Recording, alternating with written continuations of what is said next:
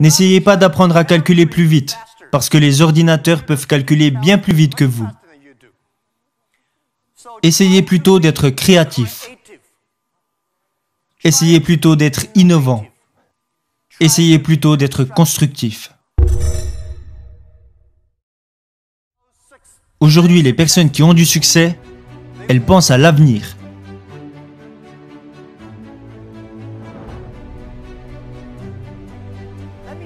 Laissez-moi vous dire que le futur réserve des opportunités pour chacun d'entre nous. Et encore plus pour les jeunes, parce que vous n'avez rien à perdre. C'est ce que je me suis dit il y a 18 ans. Il y a 18 ans, je n'avais pas d'argent, alors je ne pouvais pas perdre d'argent. On n'avait pas de technologie, on n'aurait pas pu en perdre non plus. Mais nous avions la vision que dans 20 ans, le e-commerce et Internet allaient devenir quelque chose de grand. Alors si nous commencions à travailler, alors que beaucoup de personnes qui avaient du succès à l'époque n'aimaient pas la technologie, nous nous sommes lancés et nous savions que dans 10 à 20 ans, nous ferions partie des références dans le domaine du e-commerce et que d'ici 10 à 20 ans, nous connaîtrions le succès. Alors ne vous inquiétez pas de ce que vous réserve l'avenir, mais soyez prêts à façonner votre propre avenir. Alors si vous voulez être prêt pour l'avenir, je vous en supplie, ne suivez pas les anciennes façons de penser et d'apprendre. N'essayez pas de mémoriser le plus de choses possible,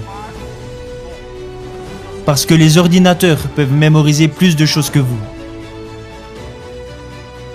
N'essayez pas d'apprendre à calculer plus vite, parce que les ordinateurs peuvent calculer bien plus vite que vous. Essayez plutôt d'être créatif. Essayez plutôt d'être innovant. Essayez plutôt d'être constructif. Dans tout ce que vous apprenez, posez-vous toujours les questions. Est-ce que ces choses vont me permettre de devenir plus créatif? Est-ce que ces choses vont me permettre de devenir plus innovant? Est-ce que cette chose va me permettre de devenir plus constructif? Si la réponse est oui, faites-le.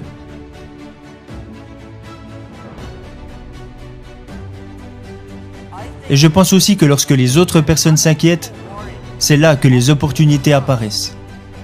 Laissez-les s'inquiéter. Les jeunes sont la solution pour notre avenir. Ils sont la solution pour toutes nos inquiétudes. Les jeunes, si vous restez à leur côté, vous devenez plein d'énergie. Mais le conseil que je donne aux jeunes, qui est également le conseil que j'ai suivi quand j'étais moi-même plus jeune, est que rien n'est facile, rien n'est gratuit. Si vous voulez connaître le succès, alors vous devez en payer le prix. De l'entreprise que nous avons créée il y a 18 ans, à la taille que nous avons aujourd'hui, ok, nous avons eu de la chance, mais nous avons surtout travaillé bien plus dur que la plupart des personnes. Nous ne nous sommes jamais endormis quand la nuit tombait. J'ai passé l'année dernière plus de 860 heures en avion, dans les nuages. Je travaille dur. Nos équipes travaillent très dur.